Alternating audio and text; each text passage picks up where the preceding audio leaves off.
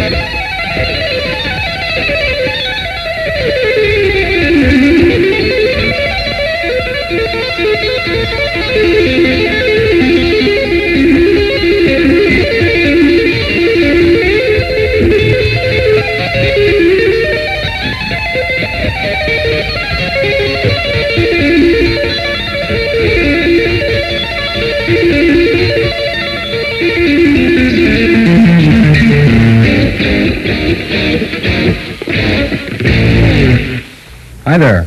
This is Greg Howe. Glad you can make it. Hopefully in the next hour or so we can talk about some of the ideas and some of the techniques that I use as part of my playing. Do a lot of neat two-handed things and some warm-up exercises that might also help your alternate picking a little bit. Arpeggios, just a whole bunch of stuff. It'll be a lot of fun. But before we do any of that, we should probably tune together. So here's a high E, B, G, D, A,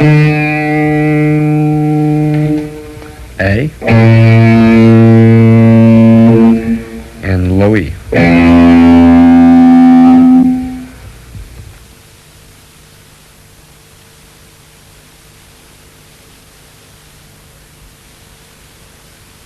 Alrighty, we're going to do some warm-up exercises. A lot of you probably just want to jump right in and do all the flashy stuff, but it's a good idea to probably warm up first. The guitar is an instrument that you express yourself emotionally with, but aside from that, it's also can be a pretty physically demanding activity. So you want to warm up. This first exercise that we're going to do, or warm up, is an exercise that I do. It takes place only on the high E string and the B string. Aside from being a good exercise for different finger shapes and that kind of thing, it's a real good alternate picking exercise too. This particular one is going to be in the key of A minor, and it's going to start on the note D with the little finger, and we're going to start with a downstroke. And you're going to play C and B right after that. You got this kind of shape. The fourth note is going to be C again with the index finger. Get used to sliding with the index finger because you're going to be doing an awful lot of that. Continue. D, E. So far we have this. Then you're going to go back to the D, back to the C. That's everything on the high E string. It's going to be a 16th note oriented pattern. You'll recognize it as soon as we get going.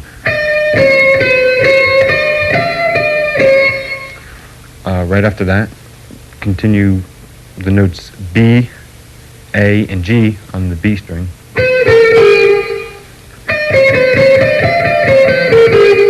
Then slide up to the A again on the B string with the index finger.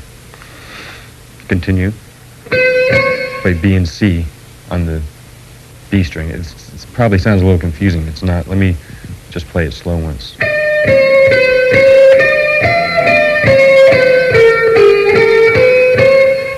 Right after that, I'm going to end the whole 16th note phrase with D and E again on the high E string. So you can hear it's a one measure lick with 16th notes, and it's.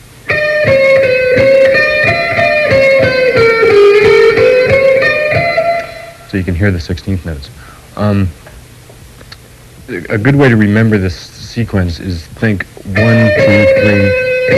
1, 2, 3, slide, 1, 2, 3, 4, 1, 2, 3, slide, 1, 2, 3, 4, because that's where the index finger is doing the sliding.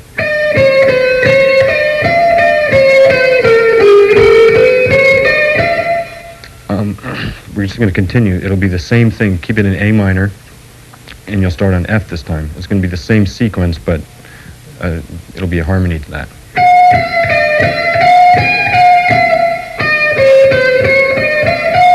So I play everything slow.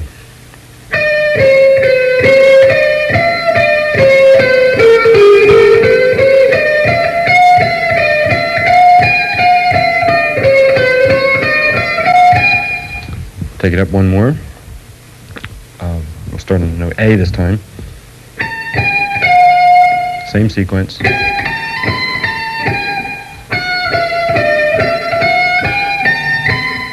And you can end with C. The C would be the 1 of the next measure. So if you play it comfortably, you'll hear the 16th notes.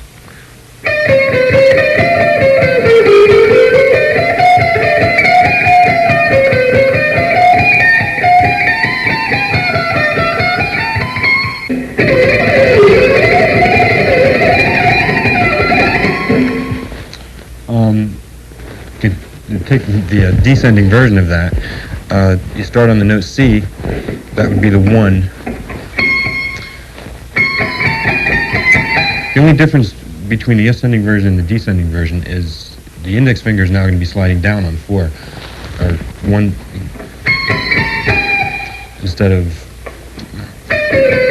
So you're sliding down. Everything else is exactly the same. Start on C. So you can see it's the same thing. So slide.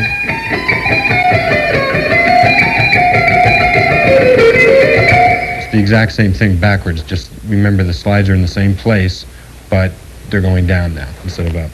So I'll just run through the whole descending scale or exercise slowly.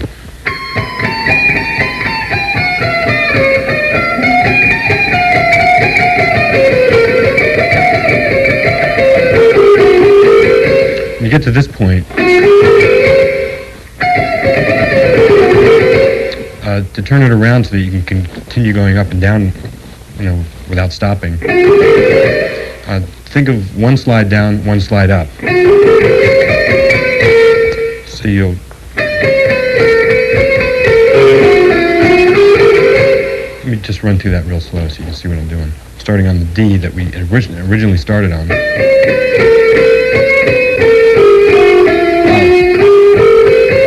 But the second time, sliding up from the E to the F. So then you can just continue the whole thing over and over again. That sets you back up to where you were before.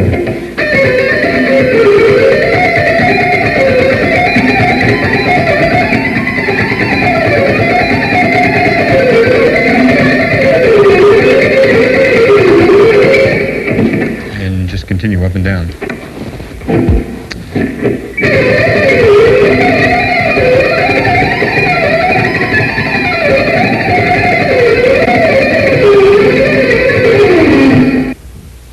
The next section is going to involve the other four strings. It's another warm-up exercise, and it's going to be a ascending and descending scale that just goes straight up and straight down.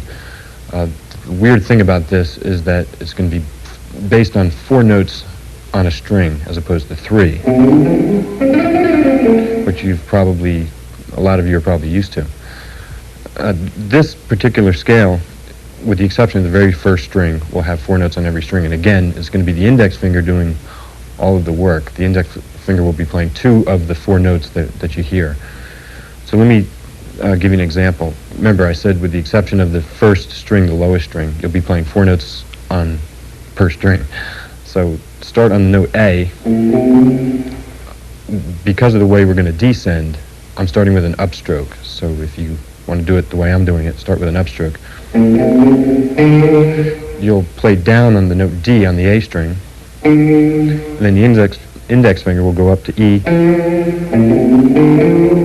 and play 2 notes on the A string. And you play F and G as you normally would, so you can see.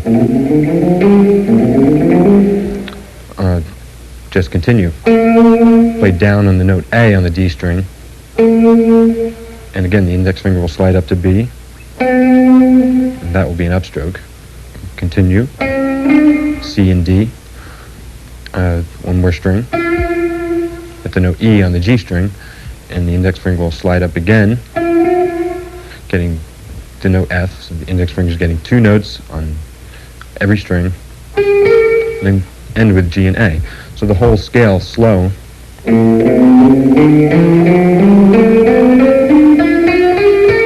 That's the ascending version of the scale. Might not seem like a big deal now, but it can be real beneficial, because we'll add another octave onto that, and I'll show you in a minute.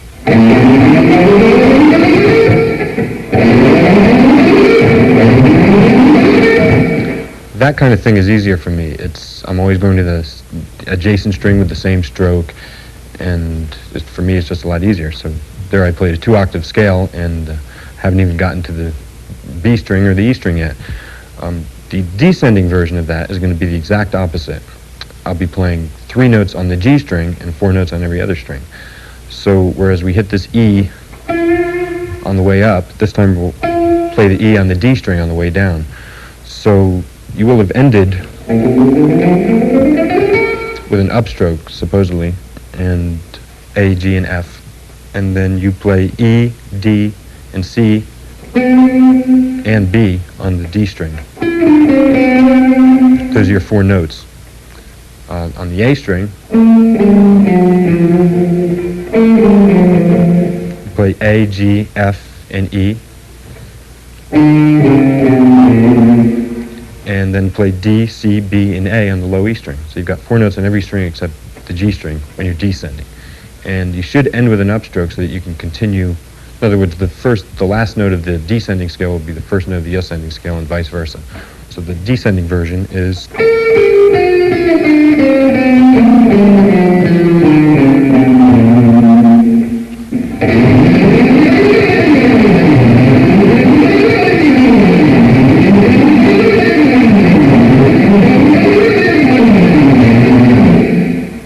The next warm-up exercise is pretty much the same thing, but we're going to tack on the third octave.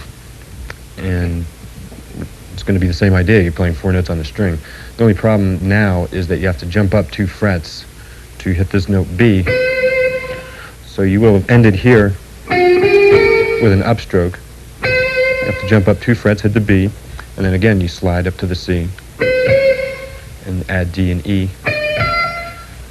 We're going to end it with only 3 notes on the high E string because of the way that we're going to descend. So just play F, G, and A on the high E string. So the whole thing slow from the low A.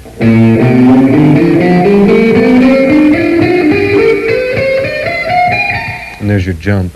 So just work on that, and you can play a 3-octave scale playing 4 notes on the per string.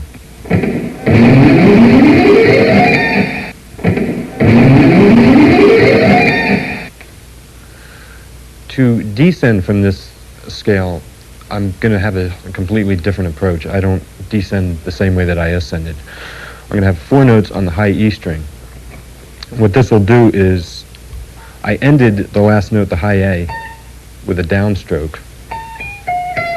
So I'm going to play 4 notes descending on the high E string. This way I'll end with an upstroke. I can hit the B string with a downstroke. So I'll be playing 4 notes on the high E string and 4 notes on the B string. Now here's the weird part. I'm only going to play 2 notes on the G string, G and F. And the rest is going to be 4 notes.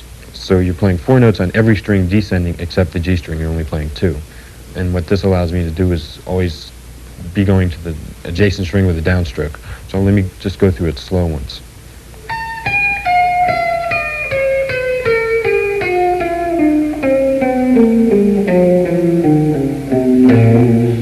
And again, I'll end with an upstroke so I can continue doing the up and down version over and over again.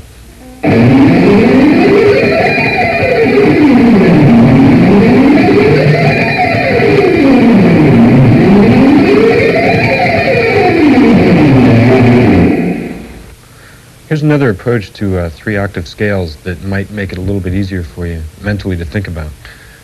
By keeping the same shape for each scale, it might make it easier for you to see the scale and make it easier for you to play the scale. I'm going to stay in A minor, only this time I'm going to start on the note B, and I'll play 4 notes on the first string that I'm starting on, which is the low E. Play B, C, D, and E. And I'll play 3 notes on the next string, F, G, and A. And that gives us a 1-octave scale. If you look at that shape, the index finger is playing B and C. You have 4 notes on the first string, 3 on the second, then that's your scale. Play the same thing right here. And then one more time. The picking is going to change. The way I descend, because of the way I descend, I'm going to start with an upstroke just like I did before. And if that's the case, then the next time I get to the first note of the same shape, octave higher, I'll have to start with a downstroke. Up, down, and then up again for the 3rd octave. But the index finger is playing 4 notes, B, C, D, and E on every octave. B, C, D, and E. So that might make it easier for you.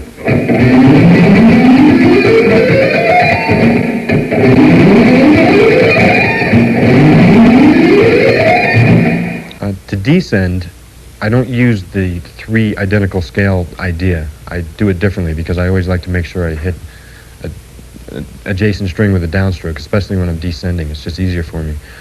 But an easy way to think about the descending version of this is think 4 notes on every string except the high E string. There'll only be 3, and the G string will be 2. So let me just run you through that once. You will have ended with an upstroke on the note A. So to descend, you play out of this shape right here, and then play 4 notes on the B string. So you've only got 3 on the high E string, A, G, and F, and then 4 on the B string, E, D, C, and B. Then only 2 notes on the G string, A and G, and 4 notes on every other string.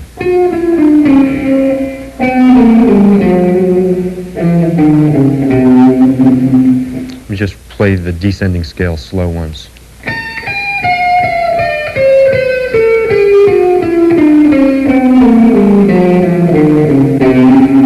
I'm always going to the next string with a downstroke. So I ended with an upstroke, and I can just continue the same thing using the identical shape idea going up and the hitting adjacent strings with downstrokes for the descending.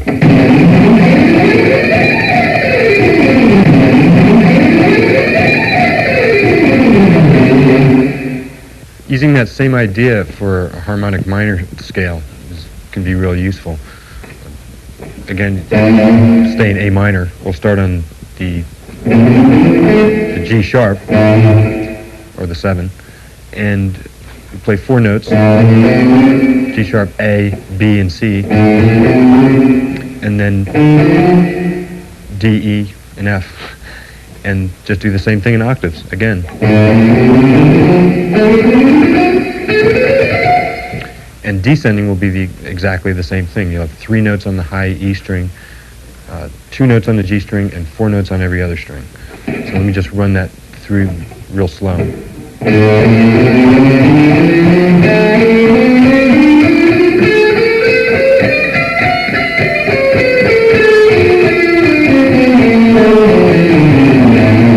Descending has a couple of weird shapes, and let me just run through it real quick. Excuse me, I'm terribly sorry. I know you're busy and everything. I was just walking by the hallway and I heard the way you were going so fast on it. That's truly amazing. Well, listen, I know you're busy. Why not? I'll talk to you just a little bit. Alrighty. You start with, you're going to start on the One note. more thing, sir. Does that come in that color, or I'm you in the middle of a video right now. I'm doing You're an right. When instructional you're right, video. you're right. I'll listen. I'll talk to you later. Okay. I'm starting on the note F, and basically I'm going to pull off to E, and then Keep it up. It's fantastic. you'll have 3 notes on the high E string, like I said. You'll have F, E, and D, and you should have ended with an upstroke with the ascending scale, so the D will be an upstroke on the way down. You have 4 notes on the B string, C, B, A, and G sharp. You have 2 notes, again, on the G string, F and E. D, C, and B, and A on the D string. And then G sharp, F, and E. That's kind of a weird stretch, but that's no big deal. All the way down to the D. So you're going to have 4 notes, and then 4 notes on the low E string. C, B, A, and G sharp. So descending.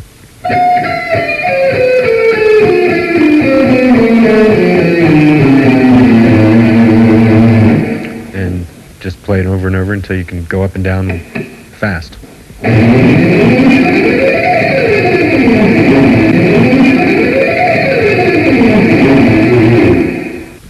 Another real good warm-up is an exercise I use. It's ascending and descending 4 notes at a time on one string. And it's a real good control exercise for coordinating the left and right hand together. We'll keep this in A minor too. Start on the note A with a downstroke, and the index finger, you get used to the index finger sliding around. The index finger will slide up to B, B with an upstroke, and then you just tack on the C and the D, and then you just do that same thing over and over again, staying diatonically in A minor. 1, 2, 3.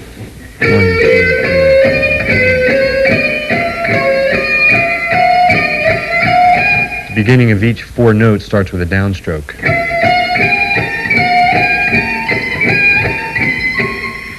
And to descend, use the last note of the ascending scale as the first note of the descending scale. So you should have ended with an upstroke. That'll be the first note of the descending scale. And now the index finger is sliding, but it's playing the 3rd and 4th note. And do the same thing over and over again.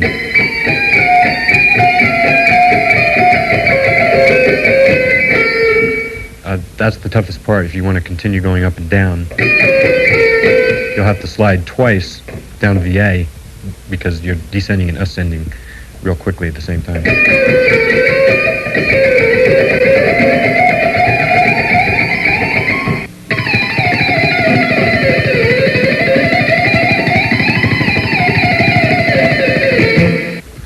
So practice all these exercises and get comfortable with them, combine them all together, and practice them in different keys.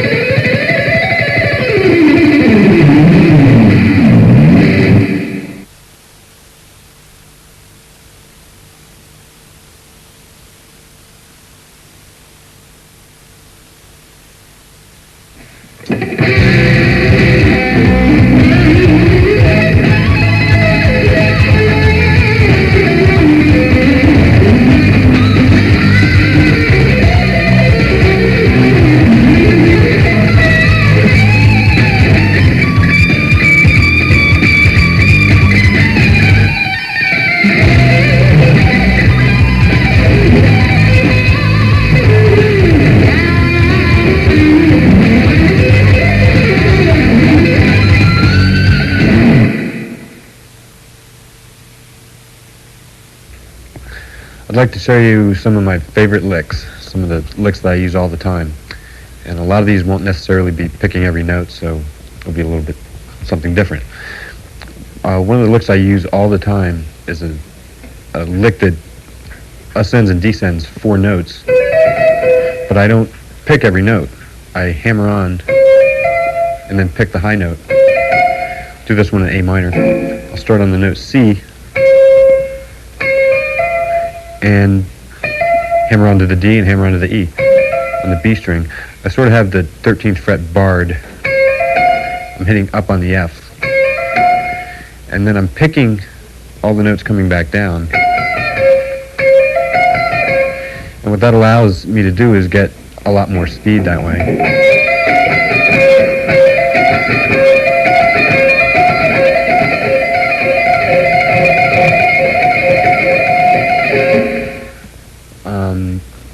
I can add a note onto that just by sliding down to the B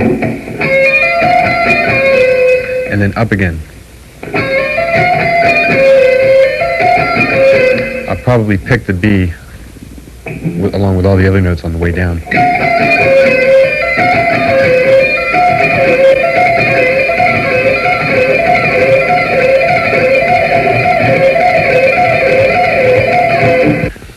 You can do a lot of things with barring. I do a lot of things like that, where I'm barring the high E string and the B string.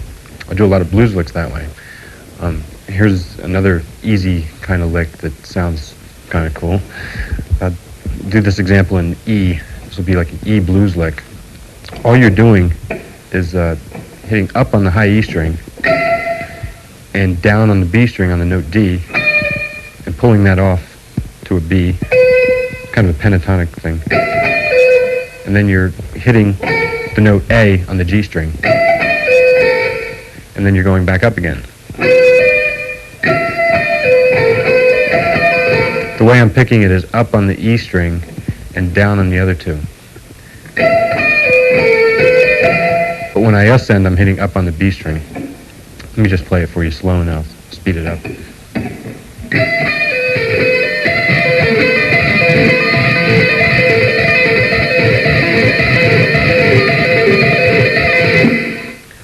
That's one of my favorite licks. One of the cool things you can do with that is add instead of playing the A, play the flat 5, which in this case would be B flat. By doing that, you just, instead of hitting this note A, kind of stretch that finger up and hit the B flat. Gives a real bluesy sound if you play it fast.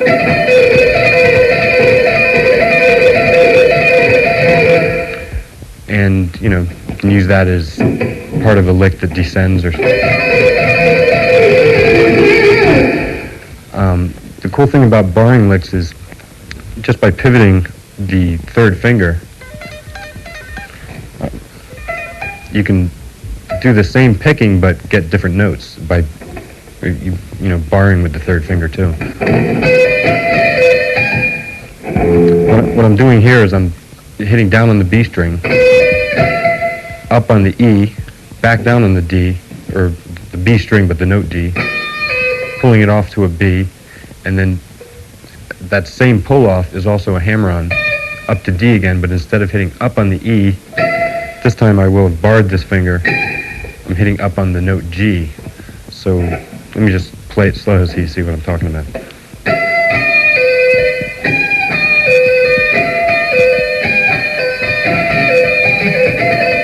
That's another lick I use a lot.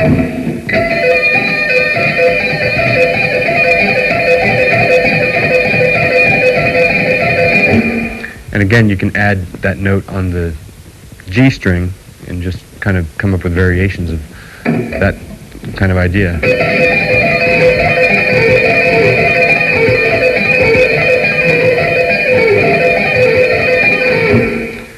And that's one of my favorite licks.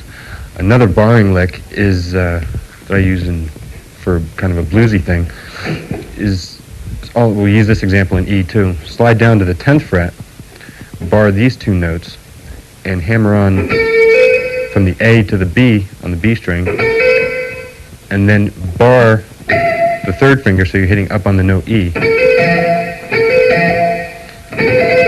And then pull that off. So you'd have to, you know, hit down again on the B, pull it off. The thing you can add to that to make it sound real bluesy is the flat 5. It sounds kind of weird, slow, but it sounds cool when you play it fast. Pull the flat 5 off to the A again, so you're pulling B flat off to A, and just play that sequence.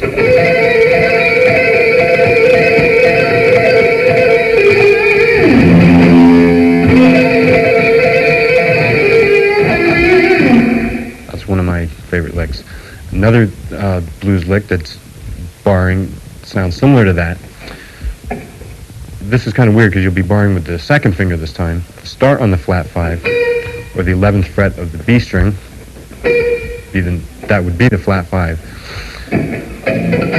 Hammer on to the B, and then up on the note E. So the second finger is the finger that's barring. Hit back down on the note B, and pull it off.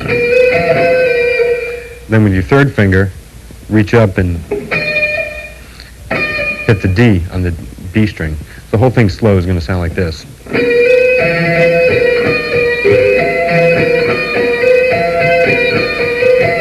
Sounds kind of weird slow again, but if you play it fast, it sounds kind of nasty.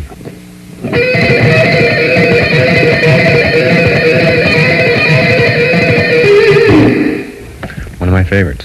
Take that same barring idea and use it on some of the other strings. You can go like right across the fretboard barring. That's another thing I do a lot, which is, let me just show you what it is. If I was in E, say E blues, start on the note A, and I'd hammer onto the B, and then bar with the third finger up on the note E. Then hit the B again, pull it off to A. Then just, at that point, after you've gotten down to the A, just do a simple pentatonic hammer-on to the B, to the D, and to the E. Let me just show it to you slow so you see what I'm talking about.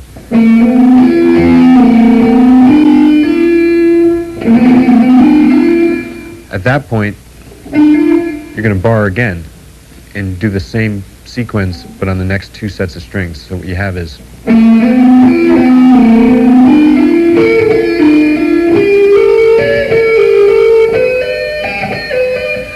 the only weird part is when I hit that C sharp, and if I'm in E blues, then that note works. Technically, if we were doing the exact pattern all the way up, keeping it pentatonic, I should have hit the D, but I'm not going to do that because I want to keep it easy for me. And the last shape would be minor third distance with 3 frets. So the whole thing would sound like this. Down to the A, because you're descending and ascending real quickly at the same time.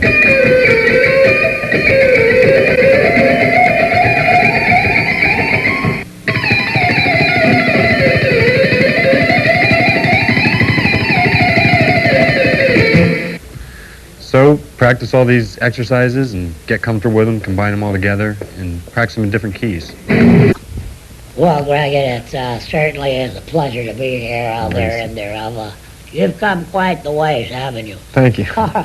Greg Howe. Howe, well, Greg, why don't you play for the folks the very, very first thing I've taught you? Well, the very first thing he taught me, I don't know if I remember. Well, that would be your C, A minor, F, G, half gain or full twelfth side of French. Try that. I don't remember that one. Just try it, Greg, all right?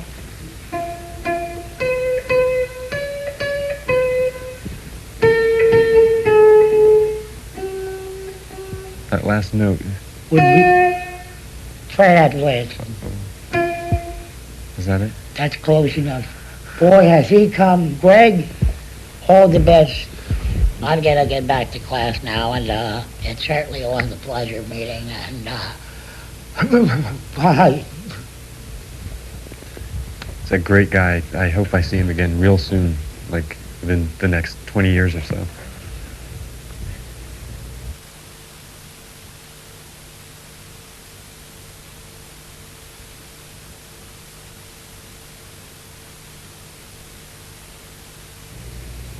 Well, time to have some fun. Get to use both hands on the fretboard. I do a lot of two-handed things, and I try to make sure that when I do them, they almost don't sound like two-handed licks. They sound more like runs or extremely fast legato lines. It would be hard to do with just one hand. One of the licks I use a lot, and again, I'll keep this in A minor so we can be easier to talk about. It's a triplet pattern I usually use it in a descending form, but let's go up to the Dorian position here in A minor. We'll start on the note D, and what you're going to do is position the left hand on D, E, and F, those 3 notes. And the lick will actually start on the note G with the right hand. I use my middle finger because I do a lot of things where I'm trading off back and forth between hammer-ons and picking and two-handed things, and so this way I don't have to think about what I have to do with the pick. Anyway, we'll start on G. You're going to play that note. That'll be the first note. You just tap it with the right hand. Pull it off, and you'll get the note F. Pull the F off to an E, and then re-tap the F with the right hand. It's going to be a triplet feel. You'll start hearing it. After you've tapped that F with the right hand, pull it off to the E, and then pull the E off to the D, and then re-tap the E. So far we have this. Right after that, to keep the triplets going, you're going to have to hammer on to the note C with the left hand. And then you're going to tap the note D with the right hand. So we had D on the E string the first time. This time we'll have it on the B string. After you've gotten to that point, you're pretty much back to where you were when we first started. You just do the same sequence.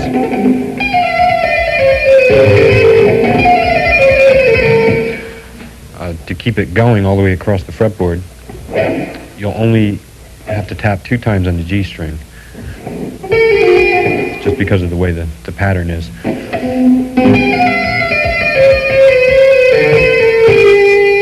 After you've gotten down to the B on the B string, and you've pulled it off to the A, the left hand by itself will tap the G note on the G string. The right hand will tap the note A on the G string.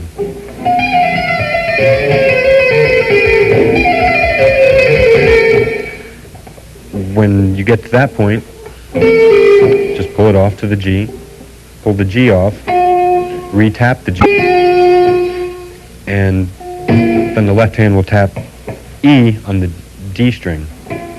The right hand will tap the F. It's going to be the same pattern. The shapes will be a little bit different, but if you know your scales and if you know what A minor is, then you just do the same exact idea.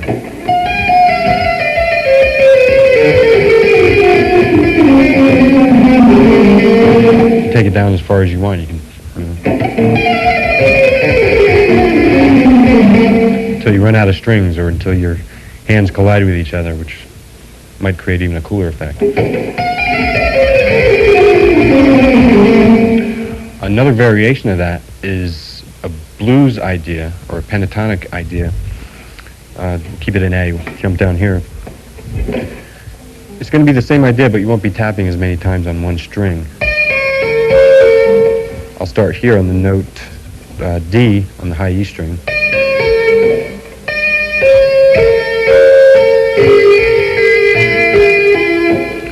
This time it's going to be a little bit backwards. You'll be tapping 2 times on the high E string and on the B string. And then if you just want to play it pentatonically, then you'll tap 2 times on the G string also. And 2 times on the D string and 2 times on all the strings.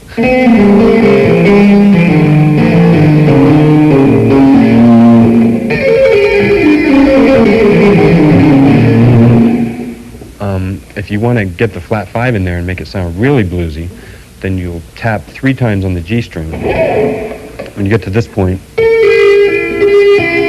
instead of going to the note D, go to E flat or G sharp, and then tap on the E, pull that off to the flat 5, pull the flat 5 off, re-tap it with the right hand, pull it off, get the note D, pull it off, re-tap the D.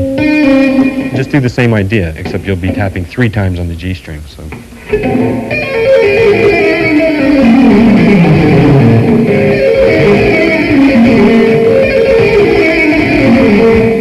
I use that a lot. You could go up again with it, you could ascend with it, but it's a little bit more difficult.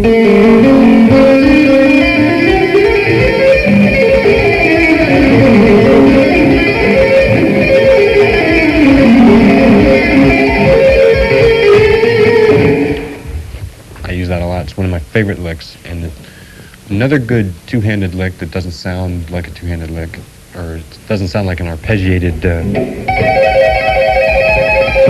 that kind of thing that you've heard many times, is an ascending run that I use a lot. I'll do this one in A major. I'll start on the note E, and what I'm going to be doing basically is just playing 3 notes per string.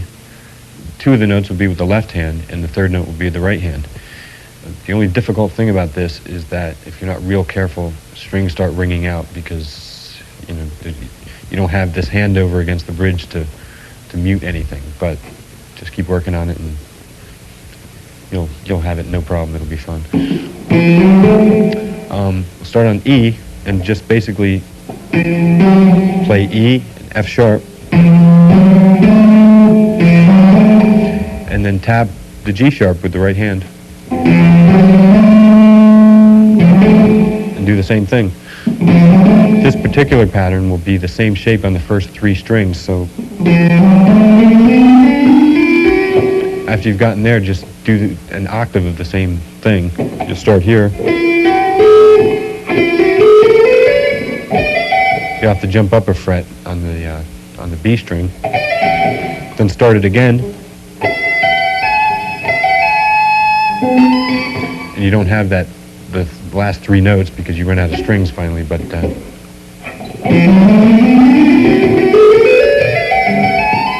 can get a lot of speed with that, probably faster than anyone's left hand if you work on it.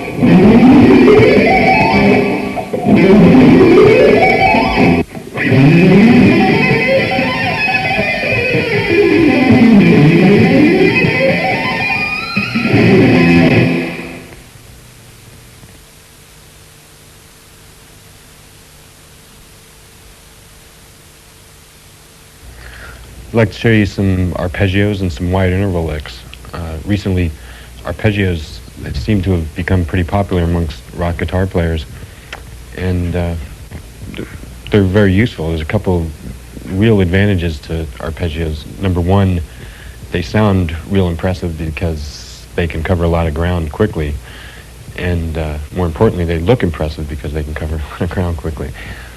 Seriously, they can sometimes help expand the sound of a chord.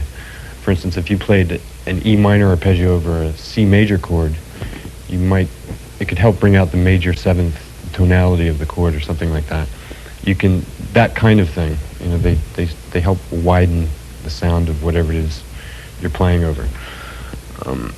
Some of the techniques involved in arpeggios are sweep picking. If any of you are familiar with that, then maybe this won't be that helpful to you, but if you're not familiar with it, I have a couple of exercises for sweep picking. I don't sweep pick as much as a lot of people think I do, but I do sweep a little bit, and I'll show you one of the exercises right now. This will be a C major triad, and it's going to involve two different positions. The ascending sweep will be a different position than the descending sweep, but you can combine them both together and have a large 2.5 octave arpeggio. So I'll show it to you. I'm starting with a downstroke on the note C with my middle finger. I'm playing the E on the A string. Then I'm hammering on to the G note of the A string. And this will all be one sweep downward. When you get to the D string, you hit that with a downstroke, and that's your octave. When you get to the G string, you play the E again, and then just kind of bar that fret. To come back down, what I'm going to do is you hit that high E. The way I do it, I hit that high E with an upstroke, and then I slide up to the G with a downstroke, and that's the end of the ascending version of the arpeggio. So we've sweeped until we got to the E string, then we started alternate picking. You get to that high G, that will have been a downstroke. Hit up on the E note, and then you'll play this position. Just a different position for C major again. And that'll be all upstrokes from the time you hit the E note. Until you get right here, then you alternate pick again, at least the way I do it. So when you get to that C, you're going to jump all the way down to the G on the A string, and that will be with a different stroke, downstroke, and then up on the note E of the low E string, and down again on the C, and then you can just continue that.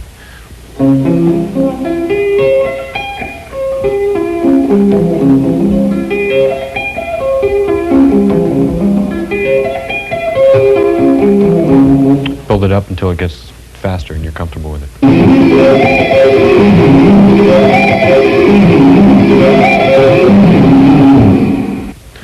Another approach to two-octave arpeggios that I use a lot is a technique that doesn't involve so much sweeping, but it's more of a picking thing. And it's, for me, a lot more comfortable. And you can play just as fast, and in some ways it sounds a little bit smoother. I'll give you an example. Start on the A string. We'll do it in C again. Play the note C on the A string. Then hammer on to the third. And then bar with your middle finger the D string and the G string.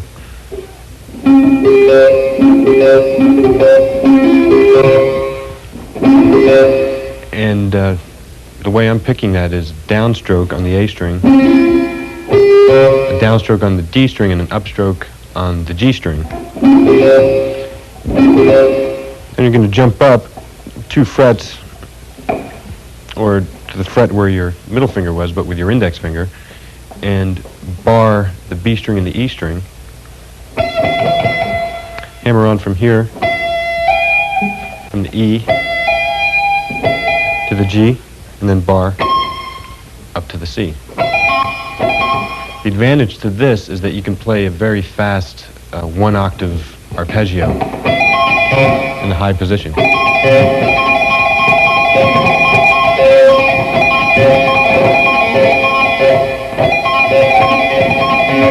That kind of thing. And, you know, to play it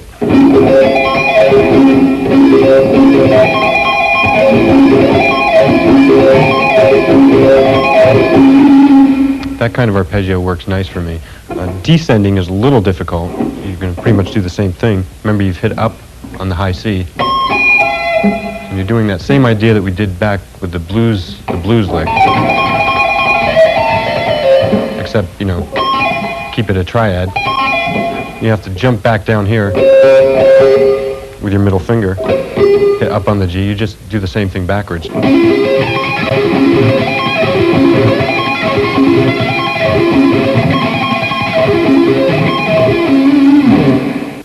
The minor version to that is almost identical fingering-wise and picking-wise. All you have to do is make a couple of minor adjustments. Instead of hammering on a major third, hammer on a minor third, and you'll still have the same thing there with the middle finger. This time, instead of jumping up to this fret, jump up a half step down from that, but you'll be hammering on to the same place that you were hammering. So you're just taking the third and making it minor. And this is a little bit easier, actually.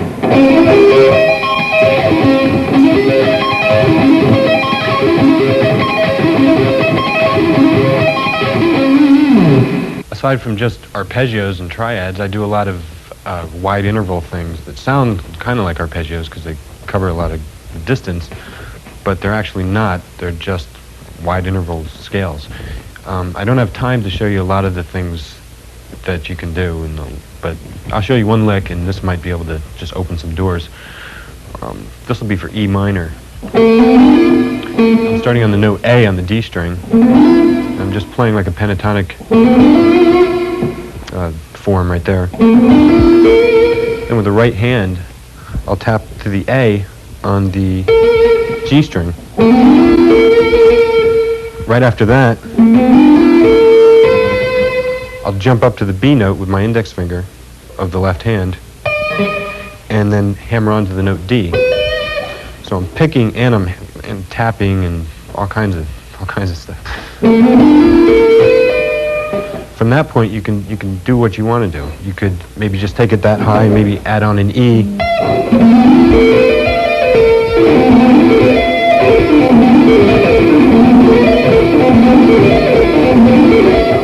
Or you could add on a higher note.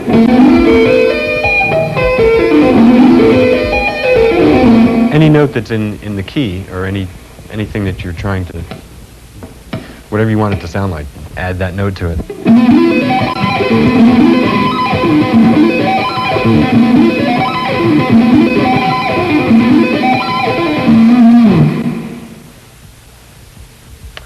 Well, certainly has been a lot of fun. I wish we had some more time to kick it around some more, but we don't. So long, and see you next time.